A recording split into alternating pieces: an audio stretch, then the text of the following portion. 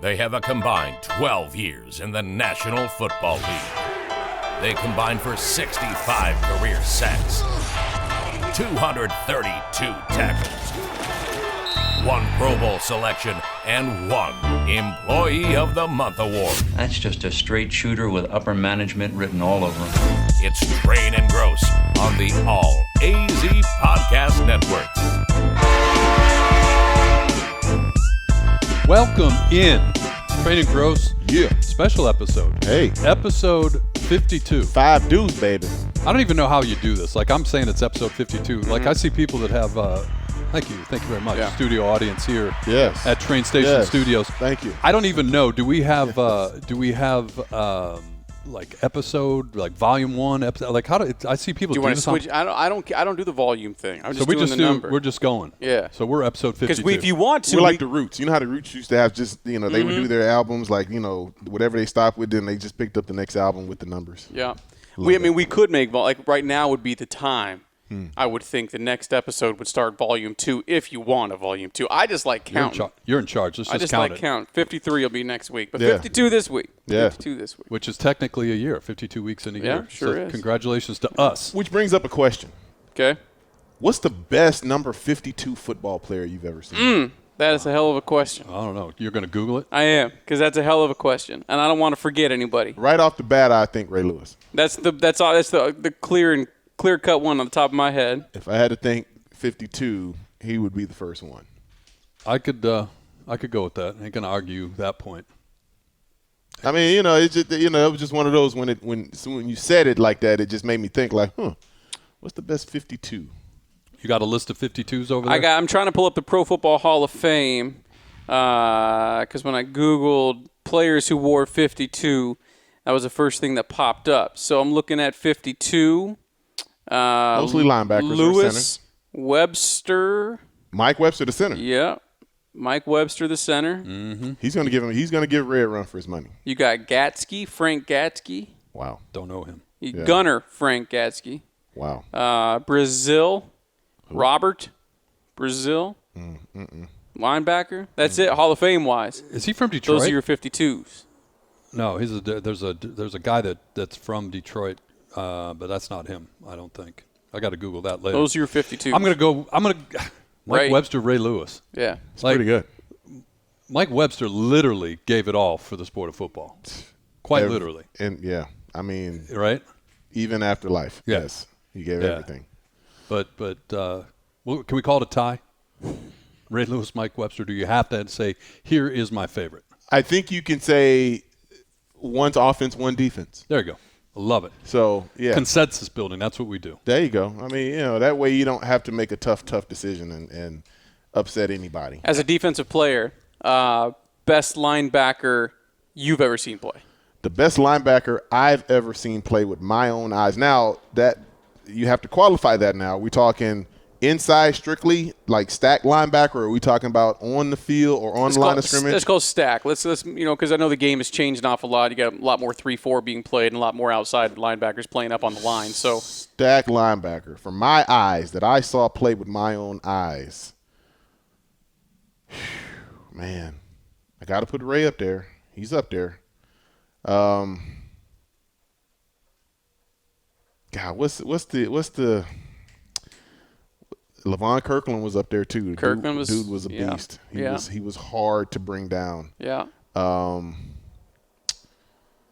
Man, what's my guy's name? Lions longtime inside linebacker. Chris Spielman. Spielman was a smart, tough SOB. You talk about an all-day sucker. He was an all-day sucker. I mean, those offensive linemen came off the field talking a lot about Chris Spielman because he was going to give you everything he got.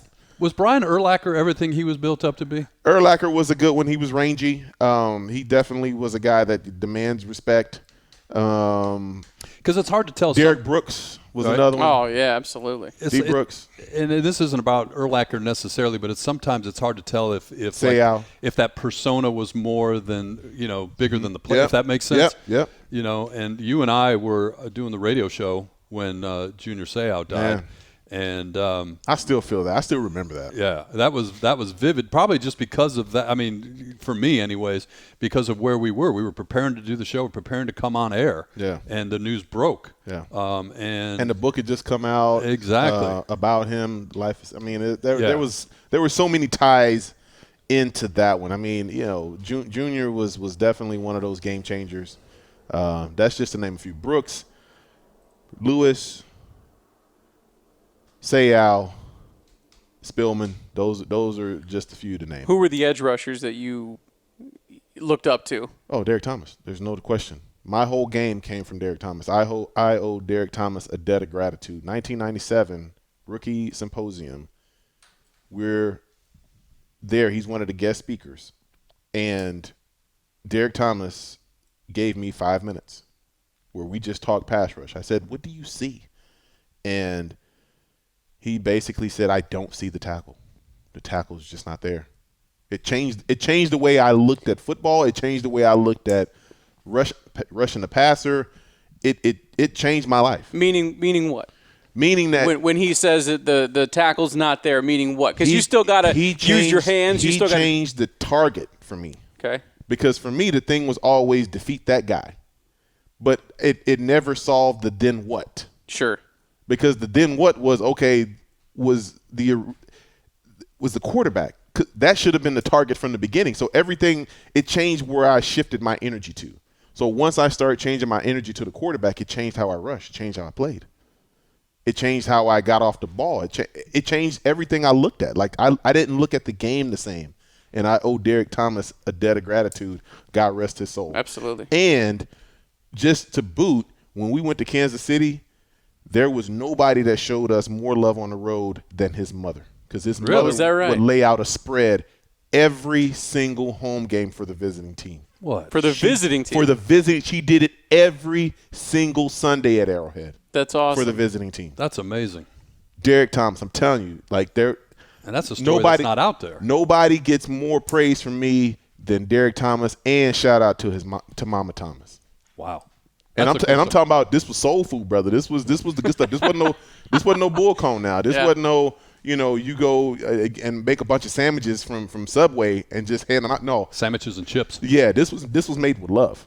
So shout out to Derek Thomas for my eyes. Now, obviously, the greatest of all time was Lawrence Taylor, LT. Sure. He really changed the game. But for me, there's nobody like Derek Thomas. I don't know if people give Derek Thomas enough credit for There's what no doubt. He was what do you have? Both. He had one of the only players in history to have multiple games of 6 or more sacks. I think he had 7 in a game as well. 7 and missed one. Unbelievable how good he was. Trust me, as a Raiders fan, it used to drive me nuts. So he was amazing. I wish he was still here because I loved hearing him tell that story about that game he had 7 against the Seattle Seahawks at Arrowhead. Mm-hmm. And he talks about the one that got away. He doesn't even talk about the 7. Wow. He talked about the 8th one. Dave Craig, quarterback, who has the most career fumbles, by the way, for a quarterback. He does. He always talks about the 8th one. He never talked about the other 7. That's amazing. That's good stuff. Yeah. I love doing a podcast because you never know where we're going to go, right? Well, I just, and I loved asking guys like yourself, B-Train, who was your inspiration? Because everybody's got one, right? Absolutely. Everybody has somebody who helped them get somewhere. So I figured, we talked linebackers, why not talk edge rushers? Big shout to Derek Thomas. Well, and that's the thing, too, the perspective. Like, over time, I know Sean appreciates that and myself as well, with you and, how you look at things and the perspective of a player that did it at the highest level. Sean and I can sit here and say, oh, that's what we saw on TV, whatever, in stadium. But that perspective, to look at it from that angle is something very unique, and we appreciate it. We'll tap it whenever we can. And so, bringing it full circle to where we are now, right, as we typically lead things off with the NFL, specifically, we're in Phoenix, Arizona, so the Arizona Cardinals laid a huge egg on Sunday afternoon at the stadium against the Cam Newton-led Carolina Panthers. But they got some company in the NFC West with a bad performance on the weekend. I mean, obviously the Rams and the 49ers played, so somebody had to win there. Clunker. But Seahawks shut out. Cardinals played awful. Wet the bed. And there you go. But, again, from a player's perspective, is that type of game inevitable, meaning you play 16 games 17. or now 17 games, in a season, and it's a long season, and is that inevitable? And you can't always account. Bad teams don't look bad necessarily. They're in the NFL. Or is this the thing, the sign, that this is maybe not as great a team as we wanted to think about, and they're vulnerable and they have some issues that they should be concerned about as they play the stretch? Both can be right at the same time. I think for most teams, you're going to have a bad day at the office. If you have 17 games and you don't win them all, you can always point back to one game where you were like, man, we got our ass kicked that game. Because I even remember the year we went to the Super Bowl. Remember, we were 9-7. We had a couple clunkers that year. We had one on the road in Philly. We had one Patriots. Patriots. Yeah. I mean, one of the worst experiences I've ever had as a football player traveling. The game 47-7. That speaks for itself. But Minnesota, we had a clunker, and there was another one, Philly. We played the Eagles on Thanksgiving. Yeah, I remember that year, and so we had 3 clunkers that season. And we still found a way to get to Tampa. So it's part of the deal. It's part of the journey, if you will, Mike, because you can't expect in today's NFL to just play flawless football every single time you lace them up, because the other team does get paid too. Well, yeah, and you things that you've shared with us, it's physical, of course. It's a National Football League. It's mental, but it's mental. It's mental. So it's the a grind. Back, because everybody's like, well, shoot, no Kyler Murray, no DeAndre Hopkins. Well, don't worry. We beat the 49ers with that last week. But, You didn't play the 49ers again. Right. And this Carolina team, it's interesting, and I don't want to spend any time on them, but they came to play, and, halfway through the first quarter, that game was over from a fan's perspective. So you look at that, and Mike, I think it was a classic case of maybe you undervalue Carolina a little bit. They didn't come in as the hottest team in the world. They'd had some tough losses. Their quarterback was found out to not be the guy who they thought he was in Sam Darnold. They basically said, hey, we're open to find a new quarterback, and you insert a Cam Newton who played all of 8 plays, but those 8 plays were as impactful as the other 40 or 50 that they played on offense that game. And so sometimes you just get that inspiration in unexpected ways. I think for the Carolina Panthers, they wanted to get back to their winning ways, and they got a lift from their newly acquired quarterback and old new quarterback. So those type of things happen. You can almost see those coming a mile away depending on how the ebb and flow of the season has gone, Mike. But we're at the point of the season in November where you start to see the good teams separate from the bad teams. And we always go back to that Charles Barkley reference. At this time of the year, the bad teams know they suck now. Yeah. And the good teams know that they're good.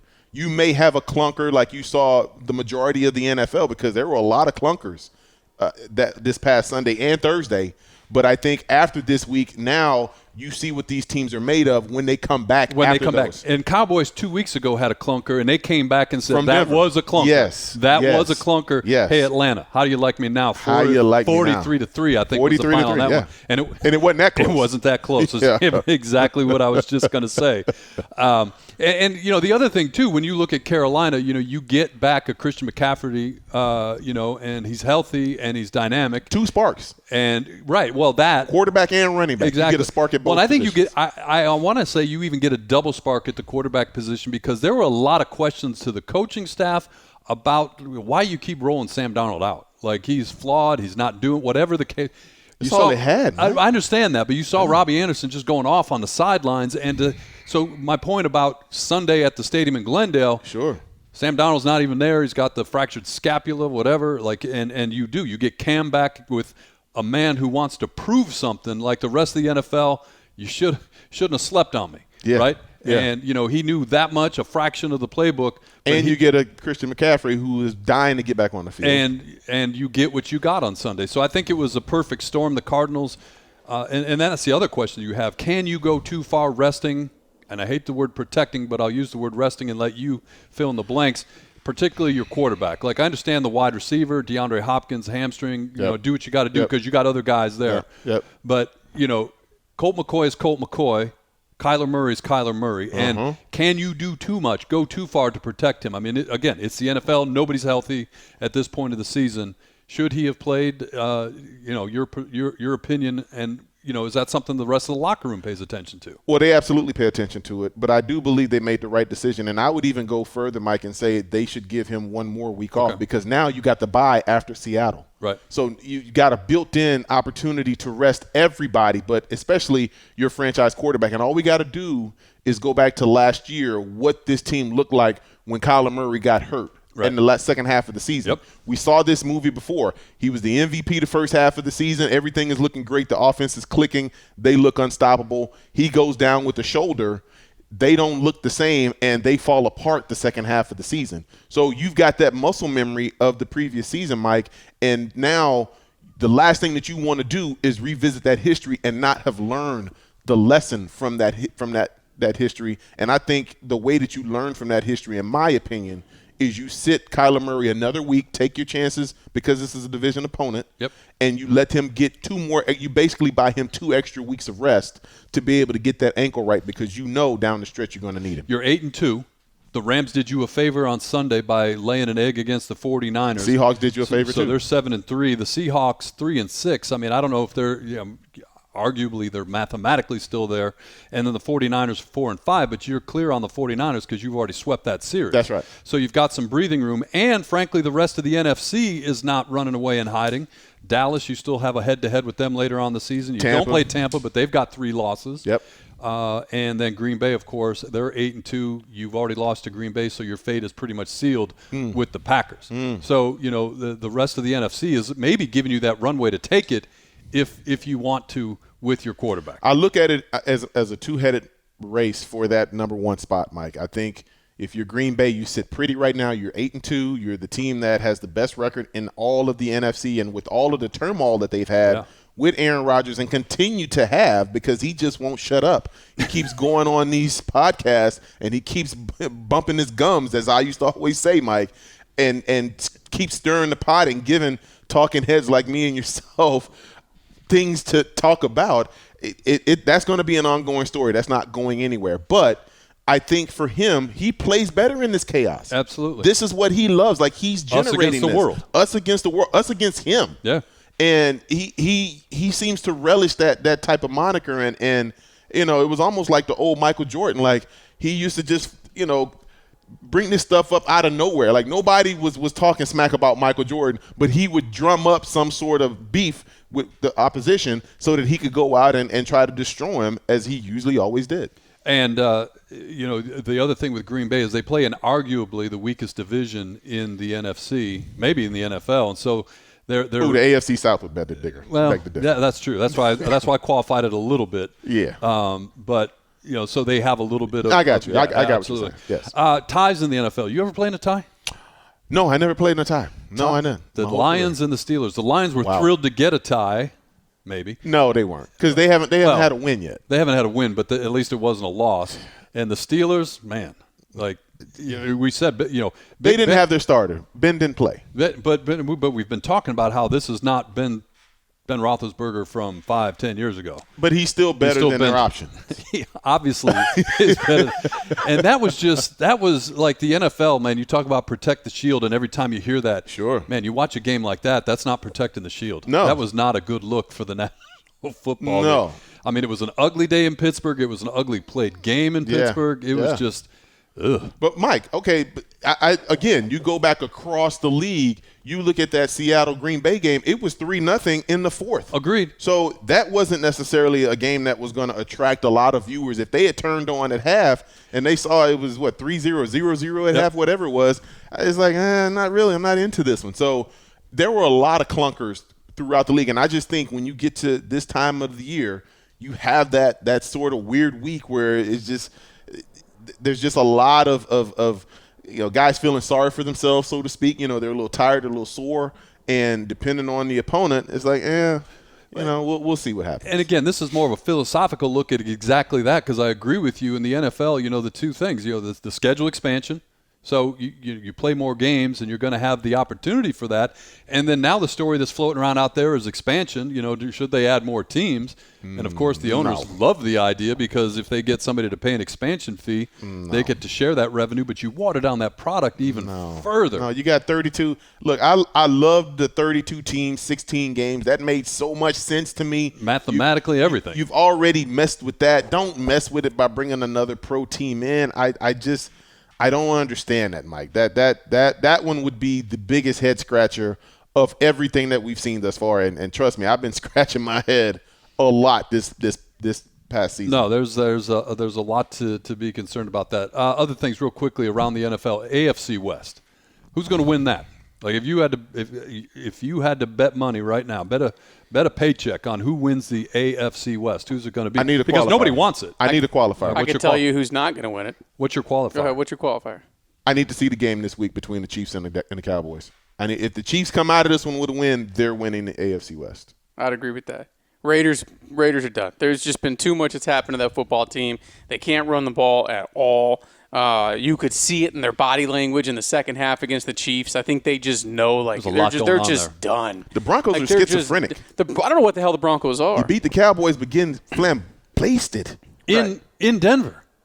They've had too many. I mean, the Raiders by the Eagles, right? And the Raiders were up on them by 21 going into the fourth quarter in Denver. Like they've had a lot of those games where they're just whatever reason don't show up. And that roster is the best bad football team in the NFL. Like if you look at the Broncos roster, they got playmakers on the edge on offense. Their offensive line's not terrible. Defensively, they got playmakers across the board. Like that roster's ready to win now. I still love Surtain. I still love Patrick Surtain. Me too. Coach and quarterback. If they find the coach and quarterback, they're good. And the Chargers, they were the sexy pick at the beginning of the season. This is their division. They always have a month where they do this, though. Every single year. And maybe the fact that nobody else is going to. Maybe they bounce up and take it. Maybe they take it because nobody else is running away. Yeah. But you say the Broncos are schizophrenic. I think the whole division is. But you tell me what team has the best quarterback, and that's going to be the one that tells you who's going to win the division. And it's the Chiefs. Kansas City still has the best quarterback. And coaching, too. And the best coach. And coaching. So you lean towards them. But I'll tell you this. It's amazing how often we, as fans of the game, allow the narrative about somebody or a player or a team or whatever to be controlled by something that's completely out of their control. And what I mean by that is, in the Raider game, Patrick Mahomes threw not one but two almost guaranteed interceptions that the Raiders just dropped. Like, nope, we don't want to be in this football game. If they pick off both those balls, on Monday's narrative on all the talking heads debate shows isn't Chiefs are back. Even if the Chiefs would have won the game by 3 or whatever, it'd be like, damn, what's still wrong with Patrick Mahomes? And he didn't do anything different. He threw 2 picks that the Raiders just didn't want. And so I don't know. I agree with B-Trade. I don't know if they're 100% back. I want to see this Cowboy game this week. And finally, as we get out of here, Tampa. We circle back to the NFC and talk teams about a clunker. Losing to Washington without Sweat or Chase Young, right? Their top 2 pass terrible loss. And Taylor Heineke outplayed Tom Brady for the second time in a row. Now remember, they played in the playoff game. Yeah, he's only lost by a combined 2 points in the last 2 games. Taylor Heineke, Tom Brady. So sometimes styles make fights, and we see Taylor Heineke's got a little something to him. Well, we got the question on the table then, and we'll know next week when we reconvene for Train and Grose is how do the Cardinals react? You had your clunker. I think they'll be okay. And now you go on the road to one of the loudest stadiums in the National Football League. And you can bury them. Yes, artificial noise. Yes, it is absolutely artificial noise. But you can bury the Seattle Seahawks. We're saying that they're starting to kick dirt on them. As they used to say, the fat lady's humming. She ain't singing yet, but she's warming up. She's me. Shout out to Biz Marquis. But I just think that you can officially put them out of their misery this year. Yeah, I think you're right. And the other thing too for the Cardinals, again, controlling the narrative. Right, and at the start of the season, we do what everybody does. We're going week by week, looking at the games, and we're like, damn, we don't like how this team lines up against the rest of the NFC West. Well, you've played 3 games so far in the NFC West, and so far so good. And so talk about controlling the narrative. That's another step in that direction as well. How do they respond on the road in Seattle? And I don't know what the weather's going to be up there either, and I don't know if that dictates your decision with Kyler Murray, because the Pacific Northwest has been nothing but ugly, cold, wet, rainy. I guess there's been some flooding It up was there. brutal up there last week. But here's the thing, too, Mike. If you really are playing the long game, I think that's even a better reason to sit Kyler Murray. Why take him out there with an ankle already compromised and put him out there in a surface that's not so ideal? 47 degrees and potential for rain on Sunday afternoon in Seattle. So you don't think he could re-injure that ankle on a wet, slick grass or artificial turf? Yeah. I'm just saying. And with all that crowd noise up there, too. With all that artificial noise pumped in there. I mean, hey, it is what it is. Sorry, Seattle, your noise is fake. I know it is. On the other side, we're going to get into college football. Playoff rankings are out again this week. Who's making a move? Who's Is out? Cincinnati still hanging on like I said they would? We'll talk about it next on Train and Gross. Train and Gross.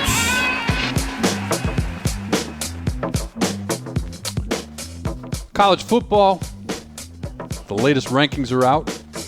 Number 1, Georgia. Number 2, Alabama. Number 3, Oregon. Number 4, Ohio State. Cincinnati sitting at number 5. Oklahoma showed us who they were. They took themselves out of the equation. We were giving them a little attention last week saying, hey, Bye-bye. undefeated Big 12 champion. No. Bye-bye. You're done. Get out. Mike, do you remember the homecoming court as far as high school and how that was always decided?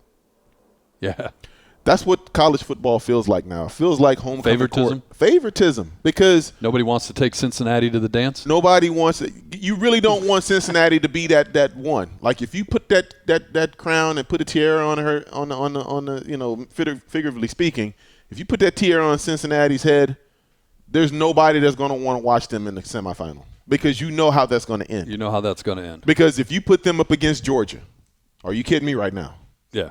Are you kidding? No, I don't argue that point, and to me it's more of a philosophical thing. I think that. But go ahead, finish. I'm sorry.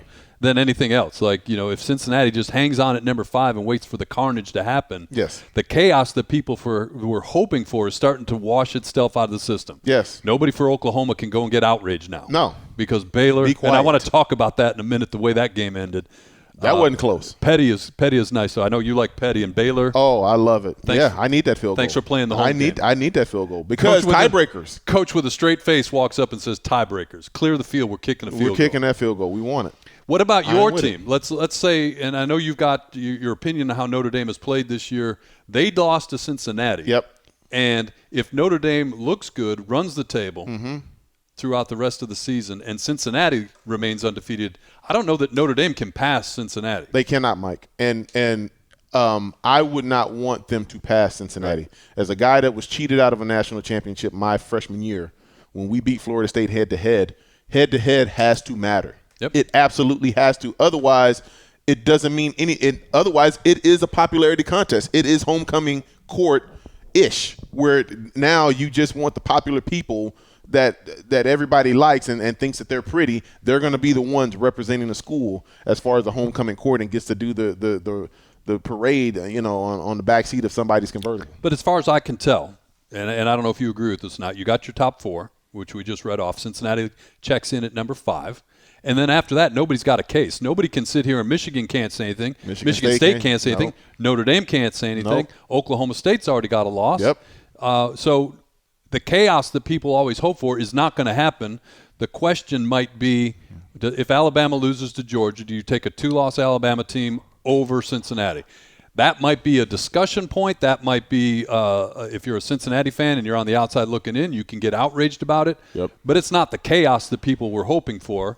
And, I could sit here and agree with either side of that argument. Yeah. Do you take a 2-loss Alabama team because they're from the SEC? Nope. Their last loss came to a really good Georgia team in the SEC championship game? Nope. Sure, fine. I'm fine with that. Nope. And if you said to me that, well, Cincinnati's undefeated, blah, blah, blah, blah, blah, blah, and you can't take a 2-loss team over an undefeated team, fine. I'm okay with that. Yep. It's not chaos. Yeah. Strength of schedule, Mike. Yep. That is the biggest thing that is going to determine who are going to be these 4. And although that is a big determining factor, here's the crux of the matter. If you really wanted Cincinnati, you would have already put them in the top 4.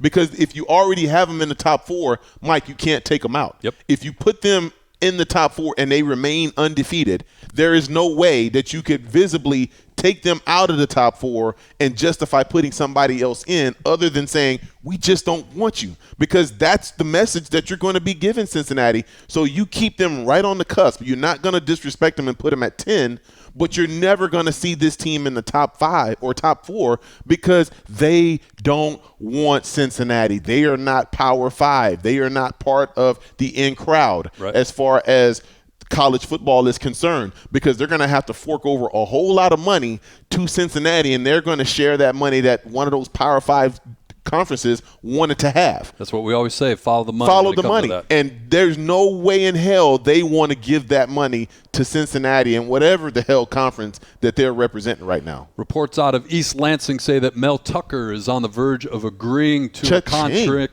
to be the highest paid coach. Not in Michigan, not in the Big Ten East, all the Big Ten. And you know what this is? This is a – more than Jim Harbaugh? This is a message to – now, I was thinking more a message to USC or LSU. Without question. Anybody else who might be sniffing around trying to take Mel Tucker out of East Lansing. And, look, it's big – to your point about what's driving the playoffs, it's big business. Big business, baby. What drives the coach, the carousel. Big business, So baby. there you go. Mel Tucker cashing in. Mike, let me tell you something. When you hear those kind of numbers, like when you hear that and you say that out loud, it almost feels like you're taking a stiff shot of Patron. Like you say 10 years, $95 million. That's what it make you do when you hear those kind of numbers. 9.5 a year? Oh, my goodness. That for a coach? Now go out and beat Ohio State. That's who Michigan State plays. Beat them. And go beat the remaining or whoever in the Big Ten championship if you happen to get there. Absolutely. Michigan State's going to pay Mel Tucker $95 million over the next 10 years. He's going to see every penny of that. That's such a beautiful thing. And meanwhile, the coaching carousel, speaking of which, in the Pac-12, they're going to start competing against themselves. Washington let Jimmy Lake go, and I think that was a foregone conclusion. It just shows the difference between college football in 2021 versus college football in the 1980s or 1990s. You deal with what you deal with. How about Butch Davis? Butch Davis was let go at Florida International. How about that name? Old school name. I would have lost that trivia contest if you said, please tell me where Butch Davis is still coaching. I was going to say, is that Howard Schnellenberger? He was Florida Atlantic, sorry. But just remember, though, Butch Davis was a key figure in college football because when he was the head coach at Miami, it was the year after he was let go that Larry Coker took that team in 2001, which had all of that NFL talent, and ran past Nebraska in that championship game and should have won too without the situation against Ohio State in the Fiesta Bowl. Butch Davis has been at – I didn't realize this. Butch Davis has been at Florida International since 2017. Yeah. And I gave an interview in a newspaper that said that the school administration is sabotaging his football program, and then he was fired. I can't imagine why you're going to be let go after all that. But that's the silly season once all these jobs start opening up in the coaching carousel. But again, Pac-12, one step forward, two steps back. And John Wilner, who covers the Pac-12 for the San Jose Mercury News, said, look, I get it. You can go line by line with the coaches that have been fired or will be fired or will retire or won't return, whatever you want to call it. Or will step down, whatever you want to call it. Exactly. Mutually part ways. And that's fine. Every one of them you can look at it and say, okay, that makes sense. Mm-hmm. But when you look at what drives college football at the next level, money, also recruiting. And what is the Pac-12 not doing vis-a-vis the SEC or even the Big 12? Mm-hmm. They're not recruiting. They're not showing them the money. They're not recruiting. And you go to games around here, you see kids that Bijan Robinson out of Tucson, Brock Texas. Purdy out of at Iowa State. Perry. So players like that ending up in the Big 12. Mm-hmm. And we don't even need to talk about what the SEC does nationally. So you're taking another step backwards if you're the Pac-12 with all the turnover you got in the coaching ranks. Yeah, it's crazy, Mike. And for me, I look at this, and if you're a player, the number one thing you think about when you decide on what school you're going to is the coach. Did you commit to Notre Dame or did you commit to your coach? I committed to the coach because Lou Holtz came to my high school. Yep. He taught my mother's class. he knew exactly who to connect with. Yep. And he won me over. Now, Coach Paterno came too, but he didn't teach my mom's class. And, you know, with those glasses, I mean, you know, I asked him what I was going to do the following week, but, you know, that's a story for another day because, you know, the glasses were kind of thick. You know, shout out, you know, to the late, great Joe Paterno. But when you start talking about schools and here's the thing. You're asking a 17/18-year-old to make a decision that is going to not only affect their immediate future, but it's going to affect the rest of their life. Yeah. Because there will always be known as the player that chose this school for whatever reason. And if you're going to choose a school, the thing that you need to be concerned about is who are you going to be interacting with on a regular basis? Of all the people, like, yeah, you could talk about the education that you're going to get. You're going to talk about the city or whatever and you know, the college life, the girls and how hot are they and all that kind of good stuff. But you need to worry about who you're going to talk to and deal with day in and day out. And you're going to deal with that head coach more than you deal with anybody else on that campus. So if you don't like that guy, you might want to consider somewhere else. We will keep an eye on all the coaching openings that are happening, and more to come as the regular season winds down. No doubt about it. And certainly a couple weeks left in the regular season to see how the playoff rankings shape up. So you're saying there'll be some more turkeys carved out? I'm saying there will be more turkeys carved out. Okay. Real quickly before we jump over to the NBA, we talked about this before we started recording this segment, but I want to ask you about a story that, and I'm late to the game on this one because it was something that popped up on my phone. Like, and I've said this before, ESPN, you can talk about their arrangement with the SEC, and I know that rubs people the wrong way, but some of the reporting and the storytelling, whether it's long-form stories on ESPN.com or the E60s or the 30 for 30s. Great. They had this deal on a guy, and I asked you, do you know this man? His name was Brandon Burroughs. Oh, my gosh. A lineman from Arkansas. Man. And they did a short feature on him. Sad story. And I was so unaware of who this guy was. And they said the tragic story of Brandon Burroughs. I was like, wow, what is this? And so anyway, it's just at a high level, and then we'll get your thoughts on this. Brandon Burroughs was a high school football player in Arkansas, apparently very overweight and very, very out of shape with bad technique. Yep. And he had 2 scholarship offers to Division II schools. Yep. And he said, no, I want to play at Arkansas. Yep. And they're like, no, we're not giving you a scholarship to play at Arkansas, but convinced the Arkansas staff to let him come walk on. Yep. And turned himself from a walk-on player at Arkansas to a third-round draft pick in the 1999 NFL draft, where he was a starter by the time he was a junior and an All-American as a senior. Yep. And as I said, a third-round draft pick. And that's where you come in because you were on the Indianapolis Colts when they drafted Brandon Burroughs in a star-studded class in 1999. Yeah. But as soon as I said the name, boom, you knew who he was and you had some serious thoughts about him. Mike, I'll never forget Brandon Burroughs and rest in peace to the old teammate. He was a guy that was very unassuming, wore specs underneath his helmet.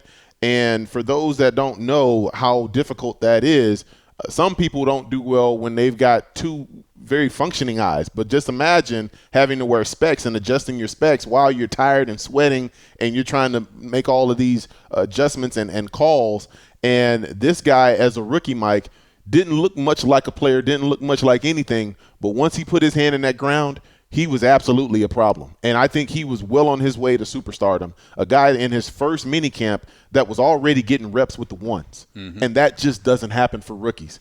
And especially on the offensive line. Especially on the offensive line, especially with the team that we had, Mike, because that was a team that actually finished 13-3, and we got to the divisional round and lost to the eventual Super Bowl representatives for the AFC and the Tennessee Titans. So looking at that draft class, they drafted Edgerrin James, number 1. They drafted Mike Peterson, number 2, from the University of Florida. Yep. And then they bring in Brandon Burroughs from Arkansas at number 3. And I'm telling you, had he survived, all 3 of those guys would have had major impact on the Indianapolis Colts' future from that year for the next decade. Brandon Burroughs tragically passed away in a car accident leaving camp.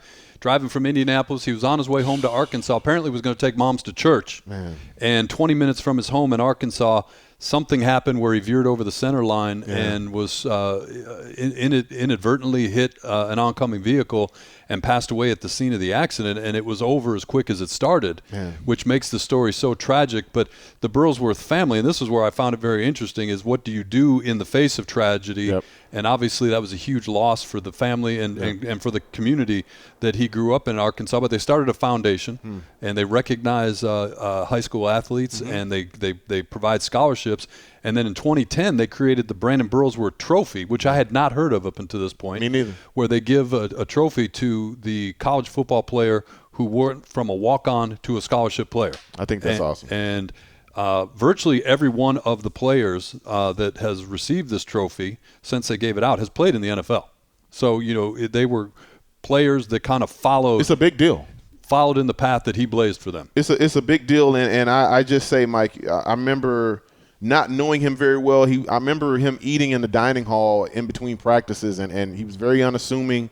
He just didn't look like the average player, Mike. Even to an offensive lineman, he looked kind of out of place. But when I say he was an absolute gamer, and he was a guy that I think was on his way to being a huge contributor to the football team, he was that guy. And to think I was that close to him, I remember saying bye to him, seeing him, see you in the next mini camp, because we were going to have the May mini camp and the June OTAs, and unfortunately that didn't work out that way, and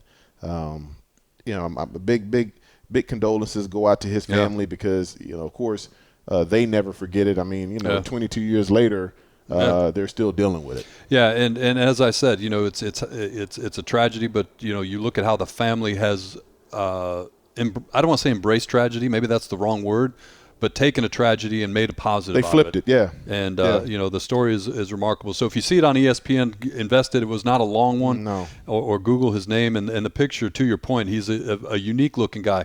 When you look at it, it's like if Drew Carey was playing the part of a football player back when Drew had the horn rim glasses and the flat top. The trophy did a great job of capturing his likeness that they hand out every year. Great feet, man. That's the one thing I remember. He had great feet by the time he got to the NFL. Yeah. All right. We'll step aside here. On the other side, we always, this time of year, got to get into a little basketball. Phoenix Suns on a run. No doubt. We'll talk about that next on Train and Gross. Yeah. Train and Gross. Welcome back, Train and Gross. Rolling along here. Yes, sir. Episode number 52. Yes, sir. 52. I got a lot of comments on the picture of the cake last week. Wanted to know why we didn't save them a piece. Yeah. So now that we're talking basketball, since we're in episode 52, who's the best number 52 in basketball? Now that's even more difficult. Let me take a look. Sean Crespin. Wow. Pull one of our researchers off of Pump the Brakes. I'm on it. Get him up here. You got it. You on it? A lot to get to in the NBA, too. We'll settle that question here in a minute, but lots to get to around the league. The Suns, as we look at that, 9 winners of 9 in a row, have not lost since the Robert Sarver story broke. But for me, that's impressive. What Golden State's doing is impressive. But if you looked at it, and I know we're only in November, so you can't take this with anything more than what I'm about ready to say. 13 games. But Washington and Chicago are your number 1 and 2 seeds in the East. I mean, the Washington Wizards have had their best start since 73, 74, I Wes believe. Unseld years. Wow. Right? I wasn't even around yet, Mike, so it's been a minute. I was barely around. Yeah. So, you're absolutely right. But now you look at that. I mean, surprising. I don't think the Wizards will be there when it's all said and done, but nice to see a franchise that kind of has been suffering turn it around a little bit. Mike, I can actually respectfully disagree, because I think they are on the same path that the Suns were on last year. Remember, the Suns weren't expected to be there. They got off to the hot start, and everybody's like, they'll come back to the rest of the pack, and everything will be what it's supposed to be. But they were able to figure out. Now, they didn't have the infusion of talent like a Chris Paul come on the team, so you think they probably won't be able to sustain it. But it's still a great story for the NBA, and it gives you something to be able to talk about before you get to the actual Christmas games, when people really start paying attention to the sport. Yeah, absolutely. Meanwhile, Golden State, they're winning. They're looking impressive, and they're not even fully loaded yet. Mike, they look like a team that is on a collision course to repeat what they did in 2015/16. And it's scary. Now, granted, we're talking about 12, 13 games. But the fact that Steph Curry's been able to do what he's done, and they've had major contributions off the bench. They didn't have a very deep roster in years past due to injuries. Klay Thompson hasn't been there the last 2 years.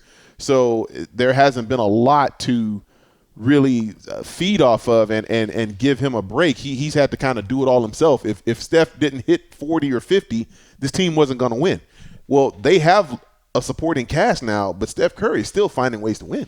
Klay Thompson cleared for practice. Apparently, according to reports out of the Bay Area, has been doing some 5-on-5 work.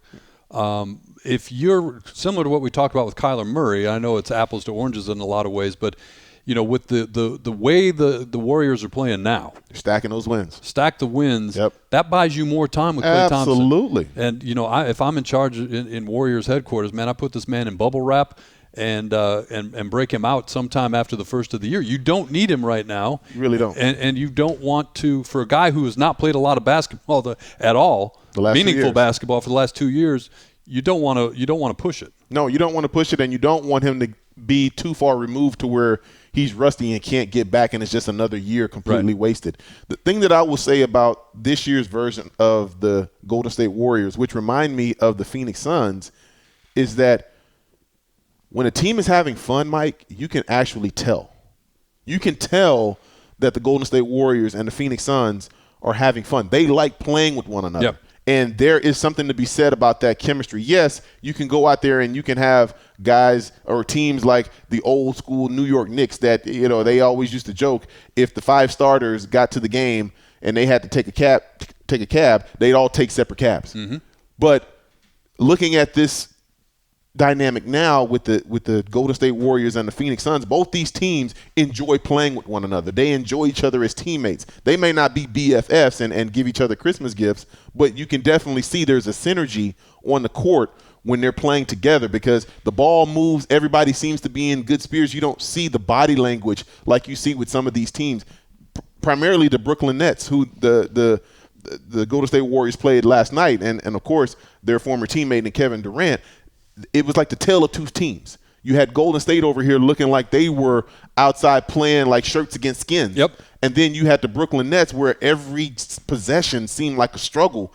Who was going to do this? Who was going to do that? A guy on the corner looking for his shot, and he's giving the body language like, man, I can't catch a break.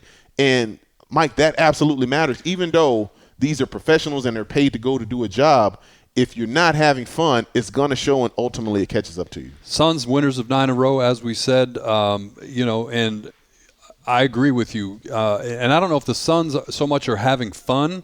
I mean, they may be. When you win, it's winning fun. is fun. Winning Absolutely. is fun. But I think the dynamic is different, and we talked about that with the Suns, where it's a more of a circle the wagons mentality. Compartmentalized.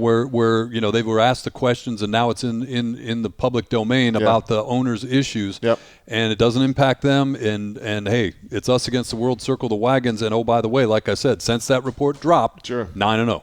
And the funny thing about it is when you've seen this in the recent history of the NBA, the one thing that you've seen, the one common denominator when you saw it with the Los Angeles Clippers and now we're seeing it with the Phoenix Suns, is you had a floor general. And that floor general is one and the same, which is Chris Paul. Yep. He's been through this before, so he knows how to navigate through a tough season where there's a lot of speculation around the team, but he's able to get this team to lock in on the court and focus on the task at hand. And to have that kind of veteran in that locker room, I think that's a huge advantage for the Phoenix Suns. Further earning his stripes as that leader. And that contract he just got, every too. level That's of the word. right. That's right. And other good news for the Suns, DeAndre Ayton with the coming off I guess he was dinged up a little bit. 33 minutes, 22 points, 12 rebounds. Oh, by the way, welcome back. Welcome back. Because, again, what happens with DeAndre Ayton, everything is going to be questions. Everything's going to be put under the microscope. Did he take the time off because he didn't get the contract? Well, maybe he was just hurt. Maybe his knee was bothering him, and he needed a couple days just to make sure it was right. And then he comes back. Like I said, he did, and they didn't bring him back off the bench. 33 minutes coming off of that. So I don't think we need to question where DeAndre Ayton is. No, he's definitely a guy that is about his business and he wants his money. And I think for anybody to say something different about any other player in the NBA, you'd be lying. You'd be just Anybody. trying. You'd just be trying to create a narrative to try to slander DeAndre Ayton, because all those players in the NBA are playing for contracts and playing for that money. So don't act like he's the only one out there that's motivated by financial gains. Well, no, absolutely. And it's not even the NBA. Like, people have jobs, and if somebody's going to pay you more someplace else, if your boss doesn't pay you, what are you going to do? And if you get more money for more effort, then what do you think you're going to get? Absolutely. That's just the way that works, Mike. So here we're still in the Charles Barkley zone, though. Yeah, teams don't know they suck yet. Yeah, they don't know. They suck. So we'll keep talking that, and then college basketball heating up. We'll talk about that. The one thing I did want to talk about, just an interesting story, and we'll see how do I say this the right way? Do rules apply to everybody the same way? Okay. Did you see the story out of North Carolina? No. Mike Krzyzewski's grandson gets who was on the basketball team at Duke, gets a DUI or DWI, one or the other, with the star, Paulo, what's his name? I'm going to bring it up. Sure. But they got suspended for the first half against Campbell. Against who? The first half. Campbell. The Campbell. Against who? So you got a half-game suspension. Against the Camels. Wow. Don't ask me how I know that. Yeah. Are they really that is their nickname, the yeah. Campbells? Yeah. Wow. Camels? Campbell. That's Camels. almost as bad as the Houston Texans. Oh, did I say that out loud? Oh, no. Wow. Say that real fast. Yeah, but Mike, this is this is one of those where it pays to have membership. If your name is Krzyzewski, and you have certain access, Yeah, I get it.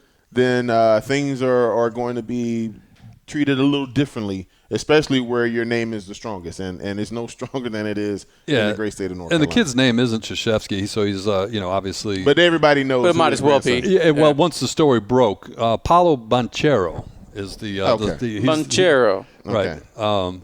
Michael Sarvino is the grandson of Coach Mike Krzyzewski. Star freshman Paulo Banchero faced DWI-related charges after Sarvino was arrested early Sunday morning. But again, they will sit out the first half of the Campbell game and think about all of their transgressions. Baseball, real quick. Your Houston Astros re-sign Justin Verlander. Yeah. 1 year, $25 million. The big story was, where is he going to go? And it looked like it was a race between the Yankees and nobody. And the Yankees apparently were offering 2 years. But what I love about this story is his brother announced, breaking news. He did it with the sirens, which we use sometimes on Training Gross. Breaking news, Justin Verlander will re-sign with the Houston Astros. That makes me feel good. I know with a lot of people, they feel like, and I've taken a lot of heat for being an Astros fan, and I don't care. Bump all y'all. I'm always going to be Houston versus everybody. Bump all y'all. But, to get a pitcher back like that who was out all of last year with Tommy John surgery, he is going to be a major upgrade in what they had. And this is a team that got to the World Series without him. So just imagine having his services and a guy that's motivated to get out there, one of only two guys with 3,000 career strikeouts. Oh, you don't need to convince me of Justin Verlander's credentials as a former Tigers. I know and appreciate everything got them he to did. a World Series, too. Absolutely. Yeah. Absolutely. And then lastly, as we go around the horn of sports, we got to do this real quickly because we got a lot of fans in the great state of New Mexico. And we'll give a shout-out. Bear with us here. We'll give a shout-out. I'm getting emotional. The New Mexico Highlands volleyball team, Sean Crespin, people don't know this. They were picked last. Dead last. When the coaches did the coaches poll at the beginning of the season. Okay. When they said, how the team's going to do. 15 teams in the Rocky Mountain Athletic Conference, dead last. Right. And the Highlands volleyball team, they qualified for the postseason. And who's their coach? Head coach is Tom Duke, who listens to this podcast every week. What Shout up, out Tom? to Coach Duke. But who else coaches on that squad? And somebody by the name of Meg Grose, who I believe you know is the assistant coach. Maxter. And, hey, check this out, too. 2 kids from Arizona. They got a player from Millennium High School. And a player from Cactus High School. Come on. West Valley, stand up. Arizona very well represented, but congratulations to them. I believe I heard first time in a decade that the New Mexico Highlands volleyball team qualified for the Rocky Mountain Athletic Conference postseason tournament. Saying there's a chance. They're saying there's a chance. Now, wink, wink. For their trouble, they get to travel to Denver and play the #1 team in the country. Hey, it's like lotto. You got to be in it to win it. Can't win if you don't play. But congratulations. You know what I mean? Now I don't have to answer for that at Thanksgiving dinner. That's right. Like, why didn't you mention us on the podcast? Off the air, I'm going to ask Sean if he remembers that lyric, but you know that we'll get to that. I was reading and didn't even hear it. Thank you for indulging me on that one. We'll step aside here, and the reason you all tune in, we know why. Sean Crespin stands up. And we get ready to do Pump the Brakes and Dad Jokes. That's coming up on Training Grose. Welcome back in Train and Grose. Berry, Mike Grose, Sean Crespin. Yeah. As I said, this is the reason most of you tune in. Yeah. Come for the sports talk and stay. This is the Thanksgiving. Pump the Brakes this is, and Dad Jokes. This is the Thanksgiving. This is the pie, right? This section here. Sean Crespin's he's ready to go. It's the ice cream and the pie coming up right now. Okay, so Pump the Brakes. You guys know how this works at this point. I'm going to give you a statement, something to do with the world of sports, give you a little pop culture. You tell me if you're pumping the brakes on it or if you're rolling with it. Okay. Lots of as you would imagine, this time of year, lots of NFL talk here. We're going to start with the opponent for your Arizona Cardinals this weekend. And then I got a follow-up question for another quarterback. All right. Pump the brakes or not, Russell Wilson will not play for the Seahawks beyond this season. Pump the brakes. I think there's a lot of posturing going back and forth, but I think ultimately we see this in two different teams right now. You saw this with Aaron Rodgers with the Green Bay Packers, longtime Packer. Ultimately, if things go well, I think you see Aaron Rodgers stay with the Green Bay Packers, and I think with Russell Wilson, I don't think his value is as high outside of Seattle as it would be anywhere else. So I see him staying in Seattle because he's not going to be viewed as that guy somewhere else, and he's not going to have the same cachet because 2014, which I kind of hate saying, that was a long time ago. Yeah. And, of course, you had the 2015 situation where, they should have won back-to-back, but that's a story for another day. I'm pumping the brakes as well. I think that, you look at it, the situations where quarterbacks have moved, and it's a crapshoot, to your point. Is he going to be the guy? And if Matthew Stafford is your roadmap right now, I don't know. You know what I mean? I'm not saying never say never, but I think it's hard. Yeah. You think the Russ and Pete Carroll marriage is long for, they can work or that are we out. coming they to can an work end that here? Out. Well, I just mean if you're Seattle, how old is Pete Carroll now? 70? But It's remember, a young 70. He was He's 70, spry. but it's also going in the wrong direction. Like everything about this team, Well, I think for 3 years has been going in the wrong direction. So are you going to rebuild with a 70-year-old coach? All of a sudden he's 74, 75 before you're back in it. I think you've got a core there, and if you have Russell Wilson there, you're not in total rebuild mode. never. One. Not when he's there. That's right? true. And number two, you look at what the problem with the Seahawks is, and I think it can be a cautionary tale around the NFL, is how they manage that cap. They started handing out money that forced them into decisions that hurt the way that team was built. Yep. And I think that's if you're a general manager and owner around the NFL, you look at the Seahawks and say, "Ooh, let's be careful here." I think if you're Russell Wilson, you look at the receivers that he has to throw to. I don't know if you're going to find two better receivers, two guys that are more clutch than him. And I mean, he gets lost because he's missed so many games with the finger. But again, it's always at the beginning of the season, let Russ cook. Yeah. We've heard that for the last couple of years. And then once you get to the weather-laced months, then it becomes, okay, we're going to run the ball, we're going to play defense, which is Pete Carroll. But think about this. Pete Carroll has never had a quarterback as long as Russell Wilson as his starting quarterback. Yep. So, there could be something. And the other thing about Pete Carroll, and I obviously don't know the man, so you only see what you see from afar. He seems to be, at least externally, one of those go along to get along type coaches. Sure. Where he doesn't seem to be that hardcore, like I'm thinking of Bill Belichick type, where my way or the highway type of thing, where once you heard there was a divorce between him and his quarterback, that it was maybe not reconcilable. Pete Carroll seems to be like, hey, look, man, if Russell Wilson is my best chance, then I can go ahead and swallow my pride a little bit and make this work. Well, it's not like And I don't know if that's fair or not, but Right. Yeah. And Russell may have, gone a little far publicly ripping the offensive line and stuff Or last publicly year. having a list of teams he'd be willing to be traded to. Yeah, right, that his agent put out there. But, I mean, overall, he seems like a dude that's not difficult to deal with on a day-in, Yeah. day-out basis. Now, I don't know him either, but You know what I mean? I think you could Fair probably reconcile a relationship with a guy like that. Is what I'm trying to get at. Do you guys realize that Pete Carroll is actually older than Bill Belichick? Yeah. Like, you look at these guys, he's actually. How old? Was I right? Was it 70? Can you take a look at that, Grose, as I move on to the next one? Because I think I got it. If I remember right, it's somewhere around 70. I told you I had another statement that we're pumping the brakes on potentially about another quarterback. So pump the brakes or not, 1 year from now, the Cleveland Browns will be looking for a new quarterback. Oh, I'm not pumping the brakes on that. He's got 1 year left in his contract, and then they picked up the 5th-year option, so he'll get the 5th year. But I just don't see – talk about a relationship that feels like it's starting to really go in a different direction.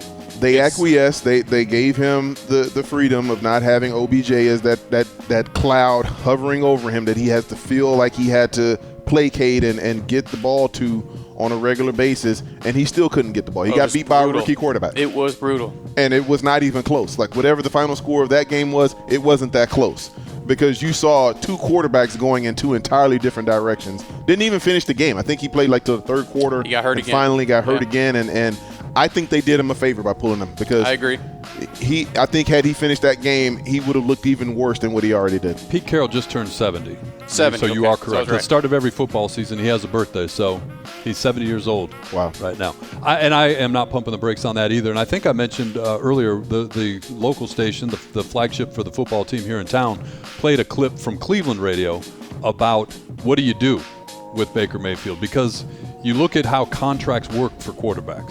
He if they wanted to give him Could have gave him one this last it year. should have been done. Could have been the year before that. You can do it after year 3. And the question was, do you make him your franchise quarterback? And and I don't know the host's name, but one of the hosts said they've already answered that question and they didn't give it to him. Yeah. So there you go. I mean, but look at the blueprint, how they have been successful. Two-headed monster at running Run back. the ball. Play great defense. Yep. You've got a great offensive line, so you're going to maul people at the line of scrimmage on both sides, and you're going to keep it close, but yet you don't have to worry about your quarterback throwing the ball 50 times, because that's not how this team is built to be successful. They're built to throw the ball maybe 20, 25 times or so, have long, elongated possessions, and then turn it over to your defense and let that front you're asking the quarterback to complete 17 out of 25, 16 out of 24, you know what I mean, somewhere around that range. You're not asking him to go out there and complete 35 balls, throwing the ball 42 times a night. That's not Josh Allen money. That's not Patrick Mahomes money. Not at all. No. Not even close. Man, I feel bad though, man. If Baker doesn't stay there, he's got to move out of the stadium. Like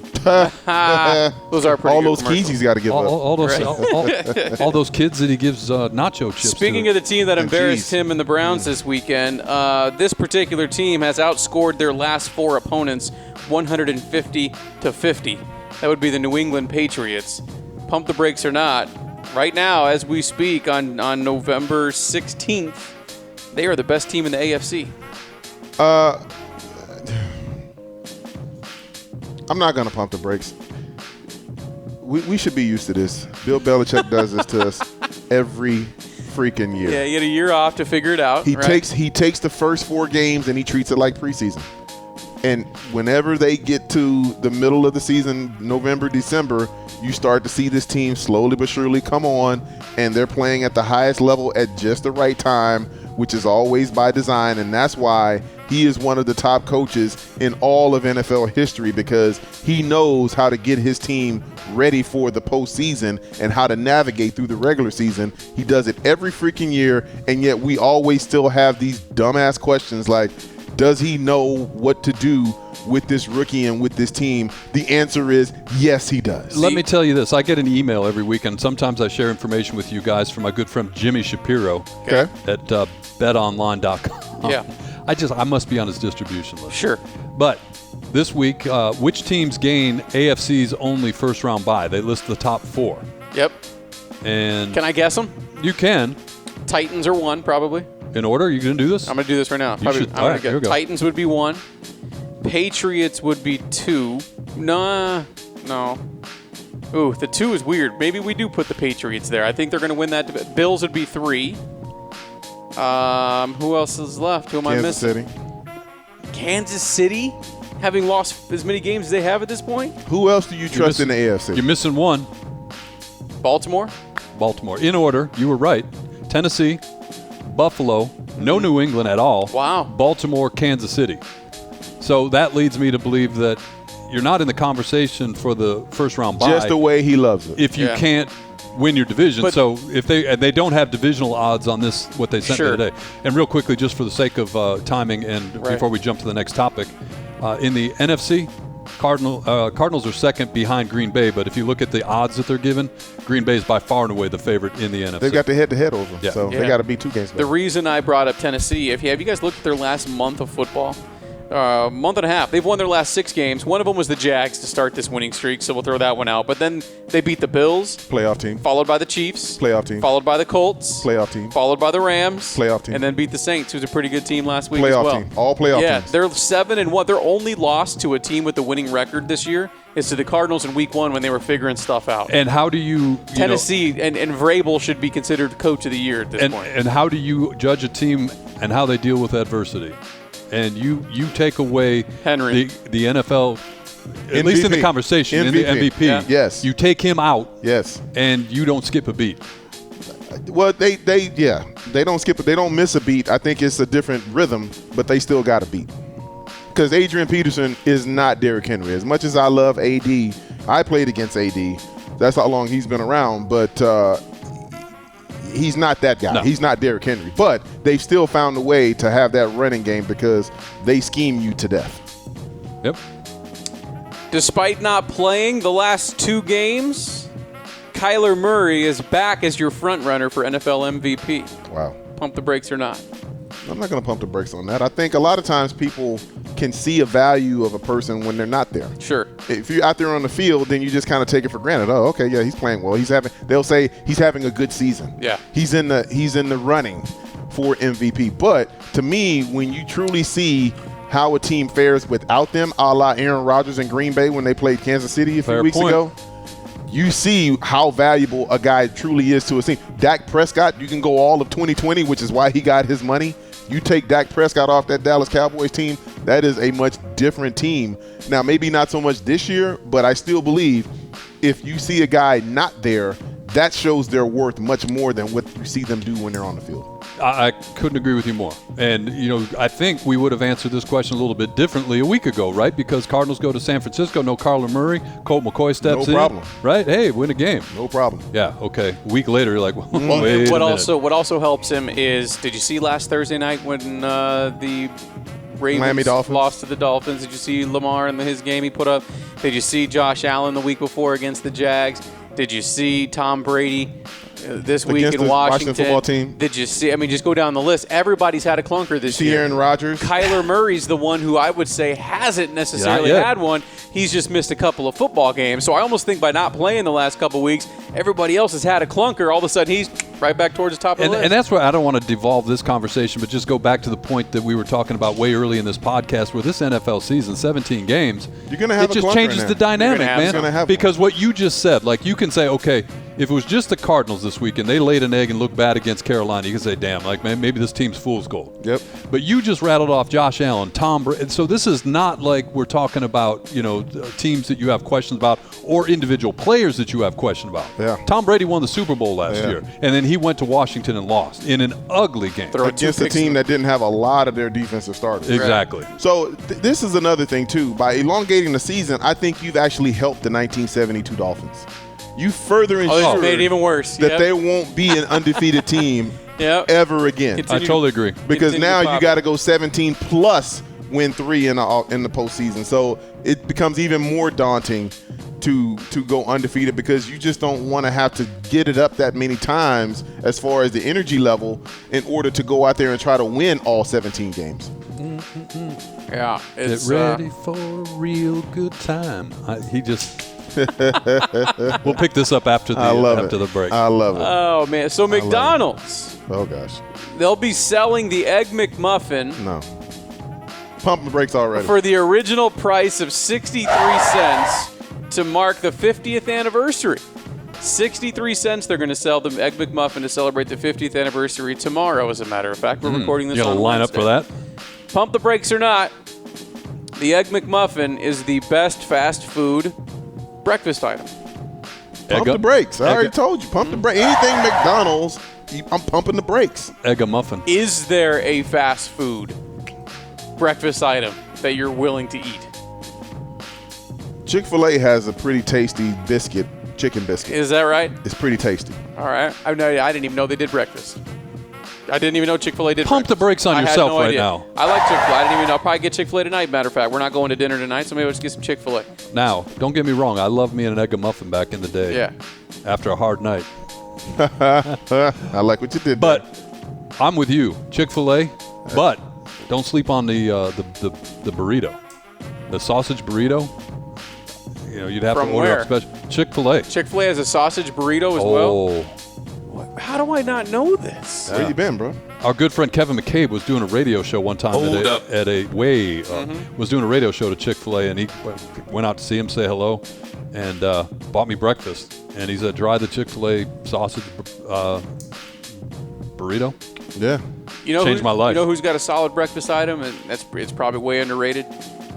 Taco Bell has a Crunchwrap, a breakfast Crunchwrap. Pump the brakes. You're from Texas. Taco Bell breakfast Crunchwrap. I am from yes, I am. So Whataburger Nope. is a Texas staple. Is that right? Is that where they came from? I didn't even know that. Yeah, too much mustard on their burgers. Have you ever had the their burgers are money. Chick-fil-A honey butter biscuit, chicken biscuit? Absolutely. That's what I'm talking about. How about that? Put it with chicken. That's what I just said. Oh, I thought you said Chick-fil-A. I did say Chick-fil-A. Oh, you talking about Whataburger? Whataburger's The got honey? one. They got a honey one? Yeah, but I don't like the breaded butter. I don't like the breaded chicken as much. Oh, okay. That's the only thing that does it. That if they were soften that batter a little bit, Yeah. it'd be in the building. But nothing beats Chick-fil-A. Back when you weren't a clean liver back in the day, Whataburger in Texas. Oh gosh, I'm telling you, man, I don't get I it. could do it 3 meals in a row. Oh, Whataburger's amazing. We used to get Whataburger after shows, yeah. Yeah, after shows. Out on the west side. Yeah. Their Perfect. shakes are underrated. I'll just say that. Today's podcast brought to you by the fine people at Whataburger. Whataburger, Taco Bell, and McDonald's. But before we get to dad joke, we were Yeah. talking about this, and we're talking about this off air, and I don't want to add another half hour to it, but let's do it. we got to talk about these movies or shows that people lie about, because this has been something that's been on my mind. What do you mean lie about? What you People got? talk about shows like there's always these iconic shows that people always go into conversations about. Oh man, that's one of the best sitcoms of all time. This is one of the best movies of all times. And people, I know for a fact, will lie and say they have watched that show or that movie, and in reality, when they get caught, they have to fess up and say, yeah, you know what, I actually didn't watch it. And I'm telling you, it never fails. Everybody has that one show or one movie that everybody's going to look at them and kind of give them the gas face like, you hadn't seen that? What are you talking about? Right. So I'm guessing this happened to you recently, and that's why this is coming up. What have you not seen that you got something for? I've never seen Dirty Dancing. Hold up. I've never seen Seinfeld. Hold up. I've never seen Friends. Hold up. How have you just never saying. seen Seinfeld for not a single episode? Have you ever seen The Simpsons? I've never seen an episode of The Simpsons. Hold up. Okay. You've seen an episode. No, I've not seen a full episode. You've never seen an episode. I've never seen a start to finish full episode of The Simpsons. Wait. That's wild. That's hard to do. I almost give the man some credit and give him some applause because to go through life and somehow find a way to have never seen an episode of The Simpsons. I mean, I feel That's like impossible. I just feel like through conversations and just living life, you've heard all of the different, one-liners, the cowabunga dudes and dope and all of that. Yeah, you've heard it all. So I don't even need to watch the show because people talk it all the time. You know what and I'm glad you said that. I have never seen a single episode of The Sopranos, and I feel like I don't need to. Because I know he's going to be sitting in a diner, and then the dude's going to walk in that you think's about to kill him, and then it's going to fade to black. Yep. I don't need to watch 17,000 episodes now because I know it's going to happen. So very similar to that. A couple of thoughts on that. I don't lie because we used to do our radio show. We used to do movie reviews. Yeah. Speaking of, Hold up. I own it though. you do. You said, "Did you see this movie?" I just like, nah, damn. I'm So not gonna we'd lie be about doing shows in Albertsons, right? Sure. Yes. Yeah. You did them too, and we would, the chicken. right? My Oh goodness. man, and the fries. Yeah, Oh, my the thick God. cut fries. My God. So See, you good. make it. Wings and JoJo's. Yeah, that's right. Wings and JoJo's. That's what they were Well, called. one day I knocked over a bin of movies. The whole damn thing. The whole damn thing. He knocks the whole movies everywhere. Wow. And we're trying to set up a radio show. So then we start talking about these movies as we're picking them up. Wow. And then behind Grose was an episode or a DVD of the Titanic. And I said that's a crap movie. And I caught a lot of flack for that. It is a and crap so movie. Thank you. We started doing Bring on the water. We know what happens. Yeah, right. And Sean's go-to is it's overrated. It's overrated. It is overrated. It's overrated. And as long as hell. Way over. It didn't need to be that long. So anyway, we started doing Not movie as long reviews. as Goodfellas, though. But that's how we found out how many movies Grose had never seen because we started talking about movies every week. And the one Okay, that it's not a long list. It was just a random list. You've never seen Jurassic Park. When you asked me the question, I hadn't. Hold up. You told me to watch Jurassic Park, and I did. How the hell do you go through life? I gave him credit for never seeing The Simpsons. Like, that's hard to do. How the hell you go through life and not see the Jurassic Park? And you had kids. Never saw You it. had kids in the age that they should be watching dinosaur I didn't have movies. kids in the 80s. That wasn't that was a 90s movie. South Park is another one. You never seen a single episode. I've never seen a full episode all the way through South Park. Wild. How about you? South Park? No. Never Don't seen like a South single Park. episode? No. Kings, South Park, no. Done. Never saw a full episode of Game of Thrones either. Oh no, that one's pretty good. But I don't give you a hard time for that one because I didn't either until right before it was supposed to be over. We got caught up. Well, we got caught up after the fact. Watched it, on demand. Game of Thrones? Binged it. Yeah. Yeah. Never seen The Sopranos either. No Never reason. see The Walking Dead. Yeah, that one got stupid a little. It's I not mean, very good. to either. me, like the whole premise, like, no, stop it. Well, I'm just saying of those shows that I got you. You Yeah. got to see this. But I know. Well, don't lie about it. Let me flip it on you. What is the show / movie that you love that people would look at you and never expect? Two of my radio partners. Oh, that I would never expect. Yeah. But two For of my me to radio love? partners, Yeah. and this you will not take this. Hopefully, you don't take this as a compliment. You and Kevin McCabe have the exact same response to Seinfeld and The Simpsons. Oh, wow. If we take you out and put Kevin McCabe in there right now, and we had this conversation, he would say the same thing. The same button. And I would say the Hold same. up. I've watched. There used to be a time like I did not miss The Simpsons, and I'm very proud to say that my daughter, my oldest daughter, if we called her up and asked for a Simpsons quote right now, Yeah. she'd deliver.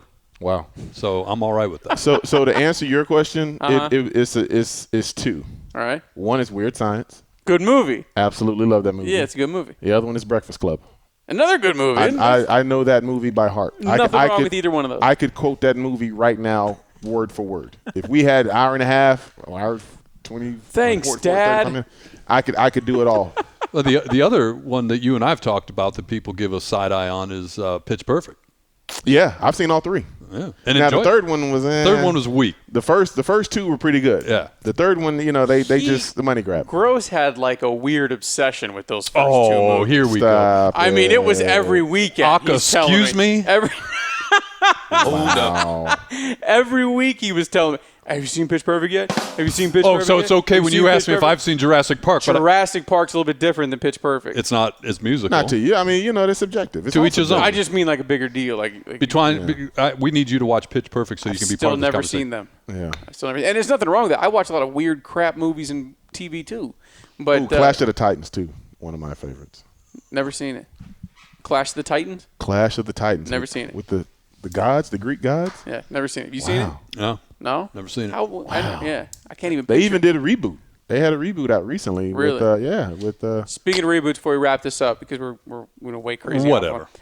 New Ghostbusters no, hell no, comes out tomorrow. no. I'm not going to the theater to see it, but No. it's Paul Rudd, right? Paul Rudd. I love Paul Rudd. It's Paul Rudd. And I love Paul Rudd, and but you, no. And you and I have the same theory usually on reboots too. But I think the direction they're taking this based off the trailer.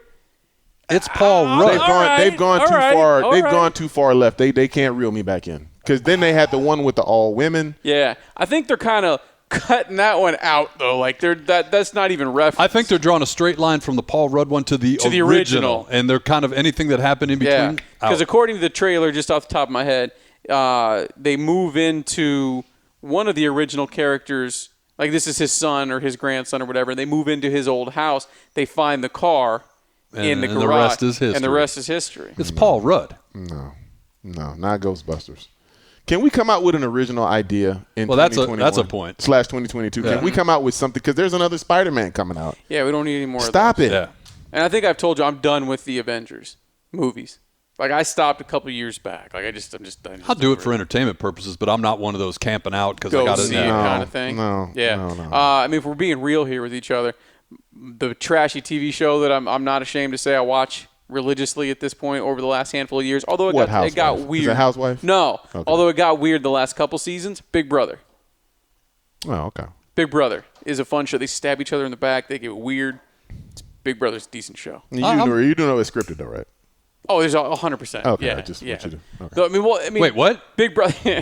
It's a game show, but they. I know what it is. Yeah. I didn't know it was scripted. Well, course no, it's scripted, but right? they're going to lean things towards storylines that they want to continue. Yeah. Oh, because having somebody like me on there sitting on a couch reading a book Doing nothing. We're going for 15 weeks isn't good for ratings. We're going to do contests that get your ass. You want to go out. do a contest? Yeah. Oh, I'm good. Yeah. I'm going to stay here and read my book. I'm just going to hang Anyway. around to the end so I can win the prize. Dad, and don't be afraid to tell people you've never seen something or you have seen That's something right. or you like it Hey. or whatever. You know what I mean? Own it. Yeah, be your own man or woman. Right. You know, Own it. don't. All right, stand up. We got to do I'm that. No, no, stay there. I stand up. That's what I do. Oh Lord, here we go. This is how it works. You guys should know this by now. B-Train wraps up the show with a dad joke of the week. No matter what, he's going to get one of these. Uh-huh. If it's a good dad joke, he's going to get one of these. If it's one above and beyond, like last week's, was pretty damn solid. Standing O. All right. There's always that possibility, though. When it just doesn't land. And then you can't see it. Sean's got red tape over that button that says "Do not touch." I'm afraid. Where are we going? Yeah. All right, here we go. I bought some shoes from a drug dealer. I don't know what he laced them with, but I've been tripping all day. It's good. It's good. I like it. Yeah. I Back mean, to you back. got to do the play on words. You know, Back the play to on back. words I never like go. You can never go wrong. I sent you guys. I can't remember what it was, but I saw something. And I said I got to send it to you guys. And I don't like to get into like You did send one. the dad jokes during. You sent one, but I don't know if we can do that one on air. no, that one. Well, I did Oh, no, the one- this one we can do on air, yes. The man that invented the Ferris wheel never met yeah, the yeah, man yeah, that yeah, invented yeah, the yeah, yeah. The man that invented the Ferris wheel never met the man who invented the merry-go-round. They traveled in different circles. I like that one. That's a good one. I like that one. I like that one a lot. But I wasn't going to do that one because we already knew that. No, We knew it, yeah. I just, like I said, that just Yeah. doing the podcast, you kind of get in a frame of mind of looking Yeah. That's right. for dad jokes. That's right. I've been tripping all day. And you- Episode number 52 is in the books. In Thanks the for books, tuning baby. in. We're doing a special edition Monday A next week holiday edition. because we got to fit it in for the holiday. That's right. Don't forget, subscribe at iTunes or Spotify, wherever you get your podcast. Follow us on Twitter @TrainandGross. And we'll see you next week. Well, holla.